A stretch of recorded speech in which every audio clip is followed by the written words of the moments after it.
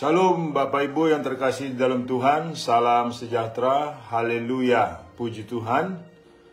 Kembali kita bersyukur boleh mendapatkan firman Tuhan, diperkuat dengan firman Tuhan, untuk kita tetap beriman kepada Tuhan kita Yesus Kristus dengan setia. Bapak Ibu yang terkasih di dalam Tuhan, adapun hari ini kita berbicara, temanya adalah tatkala kehidupannya tidak sehebat Tuhannya. Tatkala kehidupannya tidak sehebat Tuhannya. Mengapa demikian? Sebelum saya berkhotbah lebih jauh, mari kita berdoa terlebih dahulu. Bapa Surgawi, kami mengucap syukur di dalam nama Tuhan Yesus. Atas hari ini kembali kami boleh mendapatkan firman-Mu, diajar dengan kebenaran-Mu, dibentuk dengan kehendak-Mu. Untuk kami tetap setia menurut rancangan-Mu yang damai dan sejahtera. Sehingga kehidupan kami seluruhnya dalam perlindungan-Mu Tuhan yang sempurna. Terima kasih Bapa, dalam nama Tuhan Yesus kami berdoa dan mengucap syukur. Haleluya. Amin. Bapak Ibu yang terkasih di dalam Tuhan, puji Tuhan, kembali kita boleh berjumpa. Tema kita seperti yang saya katakan semula adalah tatkala kehidupannya tidak sehebat Tuhannya. Saudara, seringkali saya menyaksikan banyak orang Kristen itu luar biasa bersemangatnya dalam ibadah, dalam statement, dalam jargon-jargon yang dia munculkan seolah-olah Tuhan itu hebat. Kenapa saya bilang seolah-olah? Ya, tapi nyatanya tidak demikian dalam kehidupannya. Jadi Tuhannya yang dahsyat, Tuhannya yang luar biasa, yang selama ini digembar-gemborkan, ternyata saudaraku dalam kehidupan sehari-hari mereka itu kepayahan. Mereka lemah, mereka berputus asa, mereka bahkan banyak jatuh di dalam dosa.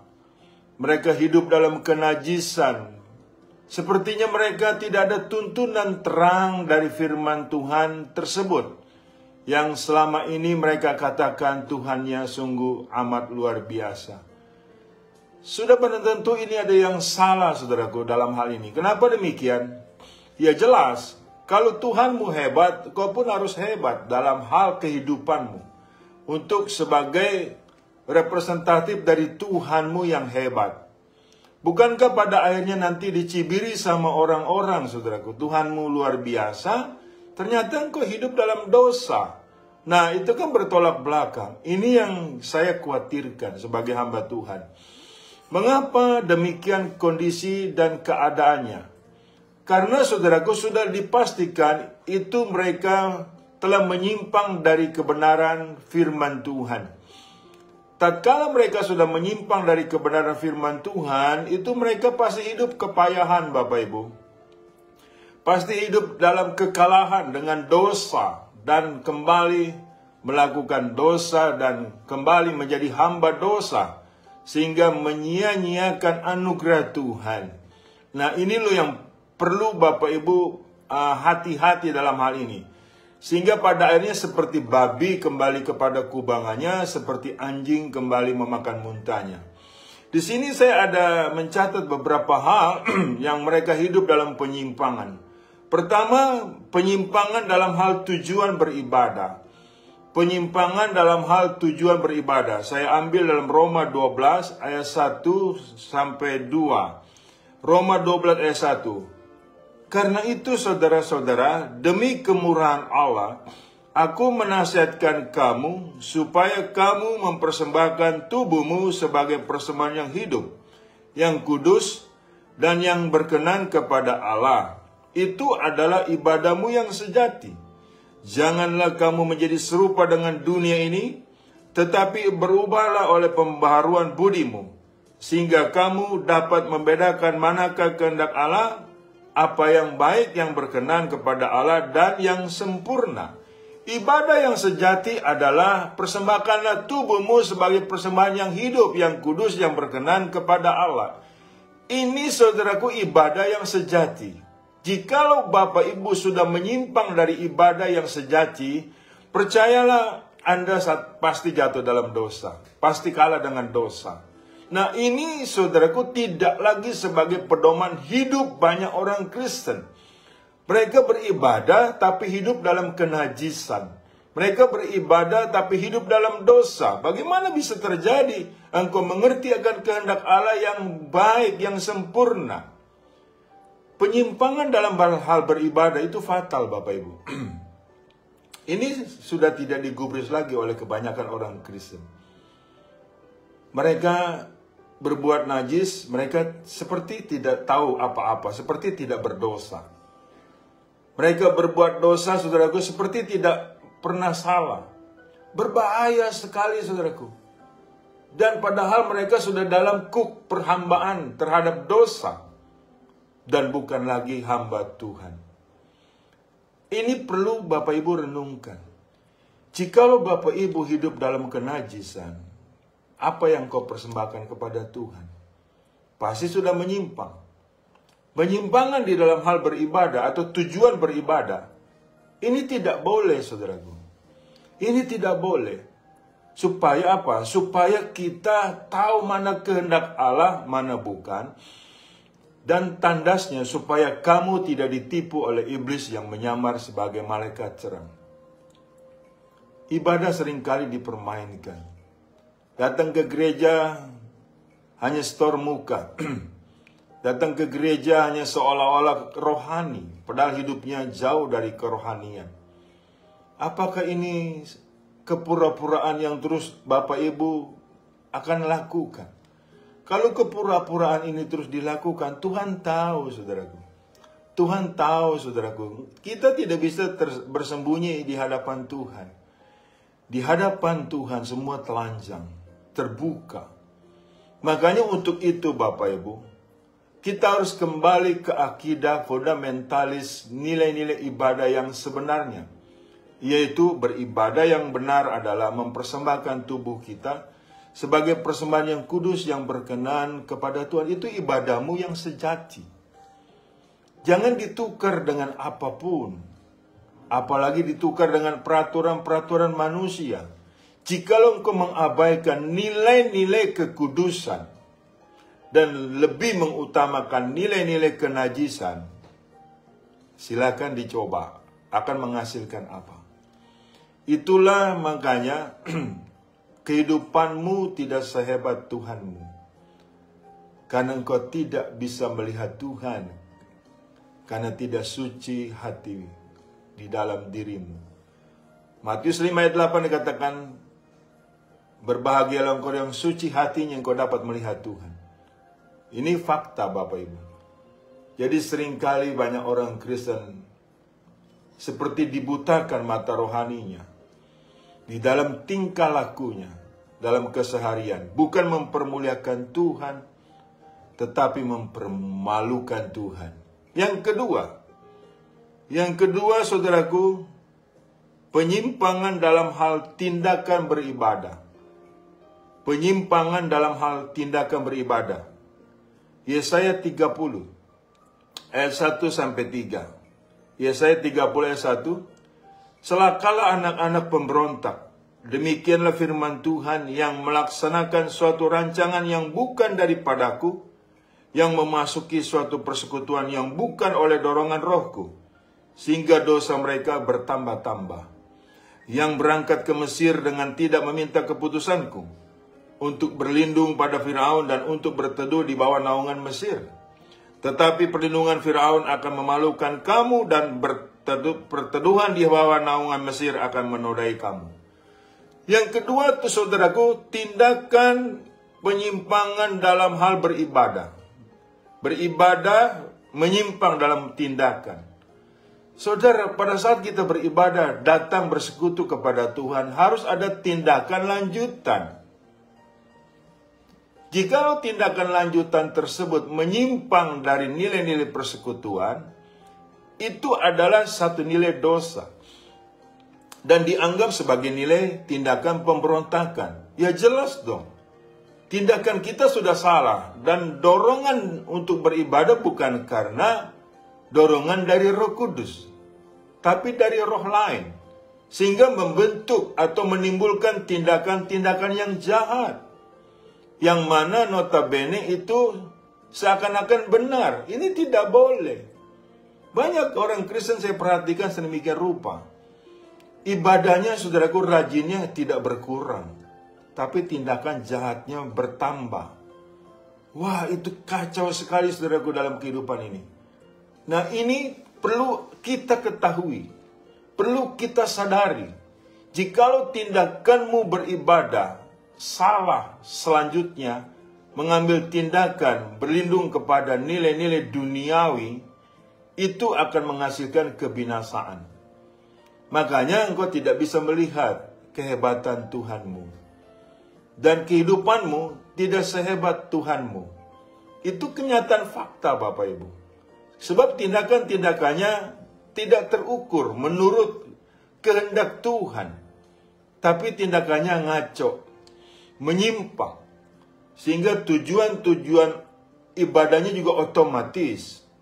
Bukan karena untuk mempermuliakan Tuhan, tetapi untuk hawa nafsunya. Mereka datang beribadah untuk Tuhan, kabulkan apa yang diinginkannya.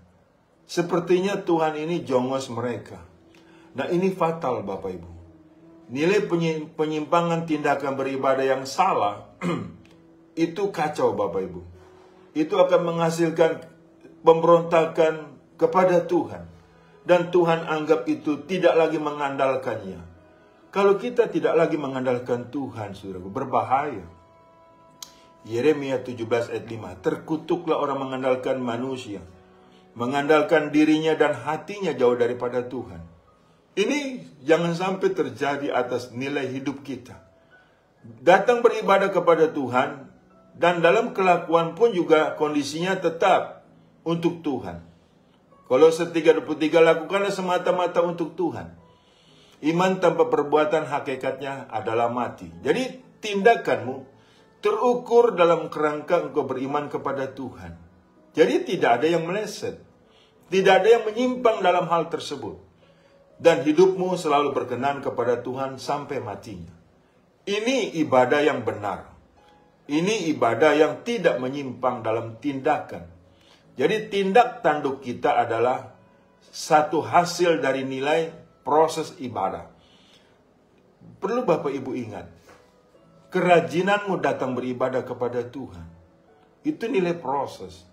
Dan outputnya, nilai tindakan keluarnya sudah barang tentu adalah pimpinan Tuhan. Bimbingan dari Roh Kudus. Bukan lagi dari hal yang jahat. Ini perlu kita benar-benar harus hati-hati. Tatkala tindakan kita menyimpang dari jalan Tuhan, menyimpang dari ibadah, harus kembali kepada Tuhan. Kalau tidak, Bapak Ibu, menghasilkan tindakan-tindakan yang konyol. Jangankan jemaat, hamba Tuhan juga banyak yang seperti itu. Tiap hari dia berkhotbah, tapi tindakan di luar mimbar, tiap hari dia berbuat najis. Itu penyimpangan dalam tindakan beribadah. Dan itu Tuhan anggap sebagai nilai pemberontakan. Bisa dibayangkan kalau memberontak kepada Tuhan apa yang akan didapat. Jangan sampai itu terjadi atas diri kita. Amin, Bapak Ibu.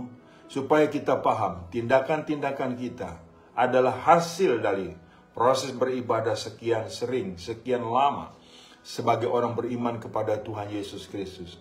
Tindakanmu nyata adalah tindakan orang beriman, tindakan orang beribadah. Ingat baik, beribadah bukan hanya 2 jam di gereja. Beribadahnya kita adalah 24 jam dalam satu hari, 7 hari dalam satu minggu, 365 hari dalam satu tahun, dan sampai engkau ke liang kubur.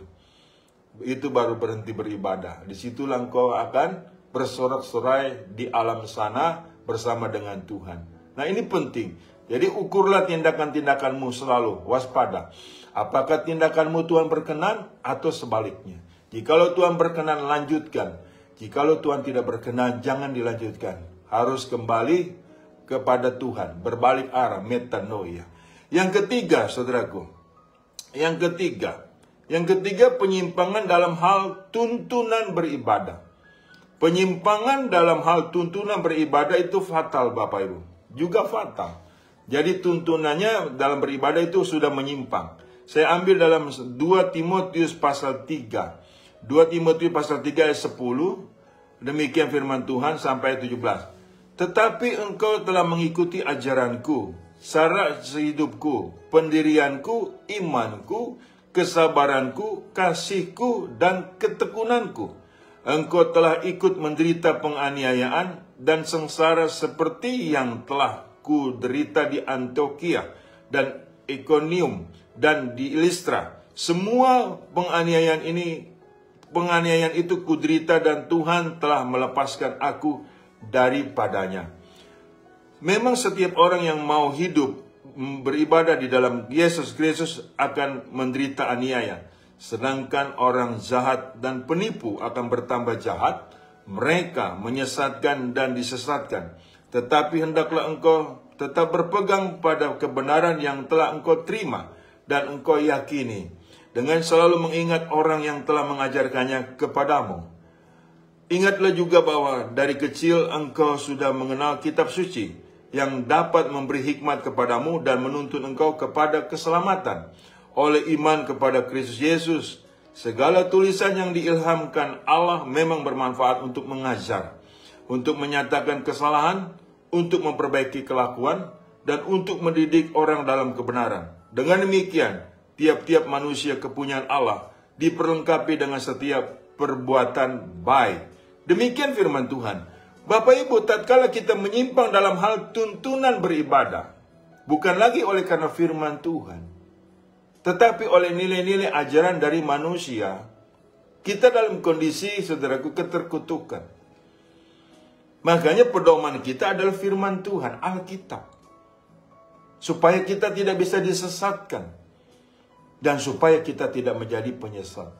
Nah, ini saudaraku sudah dalam hal banyak yang menyimpang dalam tuntunan beribadah. Sehingga pada akhirnya jauh sekali. Bapak Ibu bisa bandingkan, baca ulang di dalam 2 Timotius pasal 3 10-17 ini. Baca ulang dan kemudian bandingkan dengan nilai hidupmu. Apakah engkau menyimpang dalam hal tuntunan beribadah atau engkau tetap ada di situ, di dalam tuntunan beribadah yang benar? Karena jikalau engkau sudah menyimpang, itu ketahuan Bapak Ibu, kentara sekali. Makanya di sini saya banyak melihat banyak orang Kristen kecewa dalam beribadah, dalam tuntunan beribadah, karena sudah menyimpang. Pada akhirnya dia tidak lagi mau tunduk kepada nilai-nilai yang Tuhan inginkan. Ketundukan kepada Allah itu penting Bapak Ibu. Yakobus 4 ayat 7, tunduklah kepada Tuhan, lawanlah si iblis, maka dia lari dari hadapanmu. Seringkali banyak orang Kristen, saudaraku, hidup dalam hal crowded, kacau sekali Bapak Ibu. Kasihan sekali saya melihatnya. Apa-apa yang dia derita, sepertinya dia tidak tahu mengapa terjadi seperti itu. Iya kan? Ternyata begitu kita konseling, iya kan? Kemudian diadakan percakapan. Ternyata mereka sudah menyimpang dari tuntunan beribadah. Mereka tidak lagi setia kepada Alkitab. Bahkan mereka lebih setia kepada nilai-nilai nenek moyang. Ajaran-ajaran dongeng. Iya kan? Yang kacau balau Bapak Ibu. Kalau itu engkau sudah menyimpang dalam tuntunan beribadah, siapa yang menuntun engkau? Bayangkan. Iya kan? Pasti si jahat. Pasti hidupmu memberikan diri kepada hamba jahat, hamba kejahatan, hamba nilai perdukunan. Nah, kalau demikian siapa yang disalahkan? Kalau Bapak Ibu hidup tidak sehebat Tuhanmu, yang seringkali kita gembar-gemborkan Bapak Ibu. Sayang sekali. Allah itu setia Bapak Ibu. Allah itu setia. Setianya Tuhan sampai kita mati. Bahkan sampai selama-lamanya. Mengapa kita tidak mau setia di dalam ajaran-ajaran Kristus? Ajaran-ajaran kebenaran, lebih condong memungut, mengambil, mempercayai ajaran-ajaran setan, ajaran-ajaran kesesatan, ajaran-ajaran perdukunan. Kenapa engkau lebih setia ke situ, bukan kepada firman Tuhan? Firman Tuhan itu setia dan adil. Sesungguhnya engkau tidak pernah dibiarkan jatuh sampai tergeletak. Dan engkau tidak pernah akan dipermalukan. Bapak Ibu yang terkasih dalam Tuhan, tatkala kita hidup sudah menyimpang dari tuntunan beribadah, itu berbahaya. Tetaplah tuntunan ibadah kita adalah firman Tuhan. Kebenaran firman Tuhan. Sebab firman Tuhan itu bukan terdiri dari perkataan, tapi dari kuasa. 1 Korintus 4 ayat 20 mengatakan hal demikian. Kalau engkau setia dalam tuntunan Alkitab, percayalah, Tuhan akan membelamu. Bahkan engkau akan keluar sebagai pemenang, bahkan lebih daripada pemenang. Ada amin. Puji Tuhan. Makanya introspeksi mulai hari ini dirimu. Kedapatan apa kondisinya? Jikalau kedapatan engkau menyimpang dari tuntunan beribadah, bukan lagi firman, bukan lagi Alkitab sebagai patokan pedoman dalam hidupmu, kasarnya nih, mati saja kau. Berbahaya Bapak Ibu. Tetapi tatkala kita tuntunannya sudah benar dalam beribadah, yaitu firman Tuhan. Makanya Bapak Ibu, kita harus benar-benar mendengar kebenaran firman Tuhan. Bukan mendengaran penyesat yang hanya menyenangkan telinga. Yang pada akhirnya kita tidak mau ditegur, tidak mau diajar, tidak mau dibentuk, tidak mau dinasehati. Sehingga muncul nilai kepala batu, sombong, dan lain-lain. Saudaraku, saya cuma bilangin, yang menderita itu Anda, bukan saya. Sebagai hamba Tuhan yang baik, janganlah menyimpang dari tuntunan beribadah, yaitu nilai-nilai firman Tuhan. Alkitab yang adalah firman Tuhan yang hidup. Yang selanjutnya, yang keempat Bapak Ibu. Yang keempat, penyimpangan dalam hal tuntutan beribadah. Penyimpangan dalam hal tuntutan beribadah. 2 Korintus pasal 12 ayat 1 sampai 10. Sengaja saya ambil agak panjang. Ini karena satu perikop, supaya Bapak Ibu tahu latar belakangnya. 2 Korintus pasal 12 ayat 1. Penyimpangan dalam hal tuntutan beribadah. Ayat 1. Aku harus bermegah sekalipun memang hal itu tidak ada faedahnya. Namun demikian aku hendak memberitakan penglihatan-penglihatan dan penyataan-penyataan yang kuterima dari Tuhan. Aku tahu tentang seorang Kristen 14 tahun yang lampau, entah di dalam tubuh, aku tidak tahu. Entah di luar tubuh, aku tidak tahu. Allah yang mengetahuinya. Orang itu tiba-tiba diangkat ke tingkat yang ketiga dari sorga. Aku juga tahu tentang orang itu. Entah di dalam tubuh, entah di luar tubuh, aku tidak tahu. Allah yang mengetahuinya. Ia tiba-tiba diangkat ke Firdaus. Ia mendengar kata-kata yang tak terkatakan, yang tidak boleh diucapkan manusia. Atas orang itu aku hendak bermegah, tetapi atas diriku sendiri aku tidak akan bermegah, selain atas kelemahan-kelemahanku. Sebab sekiranya aku hendak bermegah juga, aku bukan orang bodoh lagi, karena aku mengatakan kebenaran. Tetapi aku menahan diriku, supaya jangan ada orang yang menghitungkan kepadaku lebih daripada yang mereka lihat padaku, atau yang mereka dengar daripadaku. Dan supaya aku jangan meninggikan diri karena pernyataan-pernyataan yang luar biasa itu. Maka aku diberi suatu duri di dalam dagingku, yaitu seorang utusan iblis untuk menggocok aku, supaya aku jangan meninggikan diri. Tentang hal itu aku sudah 3 kali berseru kepada Tuhan, supaya utusan iblis itu mundur daripadaku. Tetapi jawab Tuhan kepadaku, cukuplah kasih karuniaku bagimu, sebab justru di dalam kelemahanlah kuasaku menjadi sempurna. Sebab itu terlebih suka aku bermegah atas kelemahanku, supaya kuasa Kristus turun menaungi aku. Karena itu aku senang dan rela di dalam kelemahan, di dalam siksaan, di dalam kesukaran, di dalam penganiayaan dan kesesakan oleh karena Kristus. Sebab itu jika aku lemah, maka aku menjadi kuat. Bapak Ibu yang terkasih di dalam Tuhan, Paulus memberitakan kepada dirinya, kepada orang lain tentang dirinya, bahwa dia pernah diangkat ke sorga ke tingkat ketiga. 14 tahun yang lalu, waktu itu dia cerita. Kurang hebat apa Rasul Paulus? Iya kan? Jikalau Bapak Ibu mendapatkan pengalaman seperti itu, bukankah itu luar biasa? Iya kan saudaraku? Nah, Paulus pun demikian. Makanya dia waktu itu Sempat agak syok juga waktu dia digocok oleh utusan iblis. 3 kali dia berdoa, tapi Tuhan tidak jawab. Iya kan? Nah, kalau tuntutannya menyimpang, pasti dia katakan demikian. Apa gunanya aku diangkat ke surga kalau utusan iblis ini aku tidak bisa lawan? Aku tidak bisa menangkan. Iya dong, kalau dia ingin bermegah seperti itu. Kebanyakan juga orang Kristen demikian rupa, Bapak Ibu. Iya kan? Pak, apakah Tuhan kita sama dengan Tuhan yang dulu? Sepertinya Tuhan kita tidak sama dengan Tuhan yang dulu. Tuhan saya tidak sama dengan Tuhan yang dulu. Iya kan?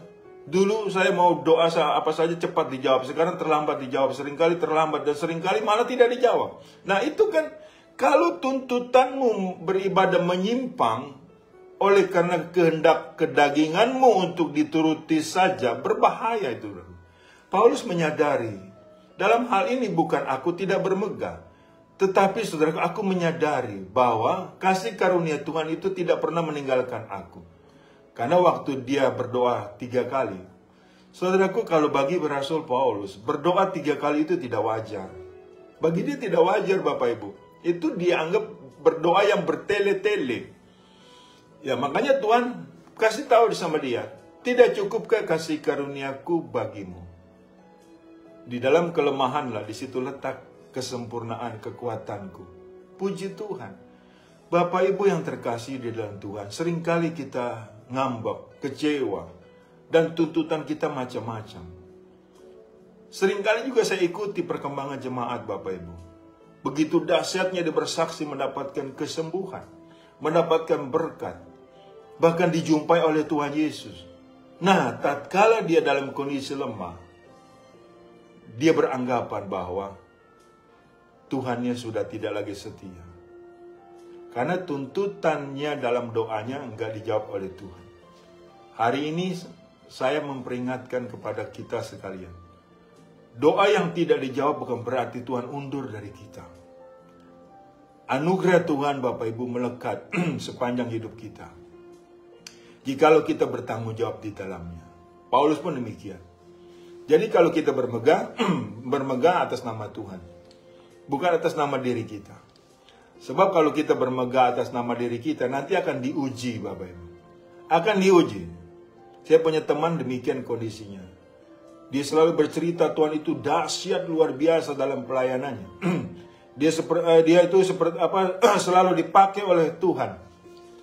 Selalu Tuhan itu dahsyat luar biasa. Tatkala dia sakit, Bapak Ibu, dia bersungut. Iya kan? Dia tuntut Tuhan supaya dia sembuh. Ternyata sakitnya bertambah parah. Dia beranggapan akhirnya Tuhan tidak lagi setia atas dia. Sepertinya dalam pikirannya, tanda kutip, habis manis cepat dibuang. Saudara, Tuhan tidak ada prinsip seperti itu. Habis manis cepat dibuang. Itu prinsip manusia. Yang kau berikan kepada Tuhan, itu kejahatan. Tuhan itu setia. Kalau setia, dia setia, ya setia. Walaupun doamu tidak dijawab. Walaupun kau sering pernah ditolong. Kali ini tidak ditolong sepertinya. Jangan kau tuntut Tuhan dalam beribadahmu dengan mengatakan percuma saya ke gereja. Percuma saya berdoa. Seringkali kan orang Kristen begitu, Bapak Ibu. Iya kan? Tatkala tuntutannya tidak dijawab sama Tuhan atau belum dijawab, dia datang kepada saya dan mengatakan, Pak, sepertinya sia-sia saya beribadah nih. Percuma saja. Saya minta keturunan belum diberikan, saya minta jodoh belum diberikan, saya minta rumah belum diberikan, saya minta pekerjaan belum diberikan. Kalau gitu bakal apa lagi saya beribadah, Pak? Tuntutanmu itu sudah menyimpang. Harusnya engkau bersyukur diselamatkan. Itu saja pegang kuat. Dan engkau hidup dalam anugerah Tuhan yang setia. Sehingga tuntutanmu tidak macam-macam. Saudaraku, Tuhan kita tidak pernah mencelakakan diri kita. Rancanganku adalah rancangan damai dan sejahtera. Bukan rancangan kecelakaan. Ingat baik, jangan mencurigai Tuhan dengan pikiranmu yang jahat. Ini penting Bapak Ibu ditanamkan atas iman kita. Agar kita tetap beriman. Dan beribadah dalam tuntutan kita tidak menyimpang. Amin. Jadi Paulus, dia tidak pernah menuntut lagi. Bahkan dia bilang, aku terlebih suka dalam aniaya, dalam kesesakan. Tatkala aku lemah, aku menjadi kuat. Haleluya. Ini adalah yang benar dalam hal beribadah. Tidak tuntut macam-macam. Amin. Yang terakhir Bapak Ibu, yang kelima. Yang kelima, saudaraku, penyimpangan dalam hal tautan beribadah. Penyimpangan dalam hal tautan beribadah. Matius 6 ayat 25 sampai 34. Karena itu aku berkata kepadamu, janganlah khawatir akan hidupmu, akan apa yang hendak kamu makan atau minum. Dan janganlah khawatir pula akan tubuhmu, akan apa yang hendak kamu pakai. Bukankah hidup itu lebih penting daripada makanan, dan tubuh itu lebih penting daripada pakaian? Pandanglah burung-burung di langit yang tidak menabur dan tidak menuai, dan tidak mengumpulkan bekal dalam lumbung, namun diberi makan oleh Bapakmu yang di sorga. Bukankah kamu jauh melebihi burung-burung itu? Siapakah di antara kamu yang karena kekhawatirannya dapat menambahkan sehasta saja pada jalan hidupnya? Dan mengapa kamu khawatir akan pakaian? Perhatikanlah bunga bakung di ladang yang tumbuh tanpa bekerja dan tanpa meminta.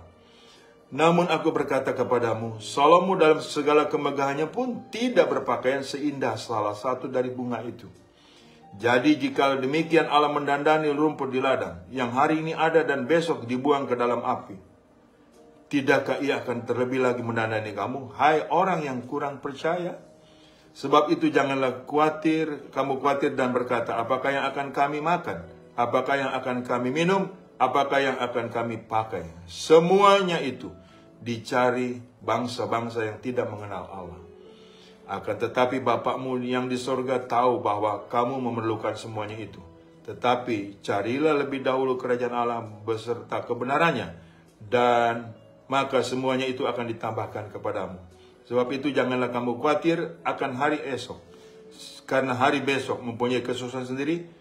Kesusahan sehari cukuplah untuk satu hari. Puji Tuhan.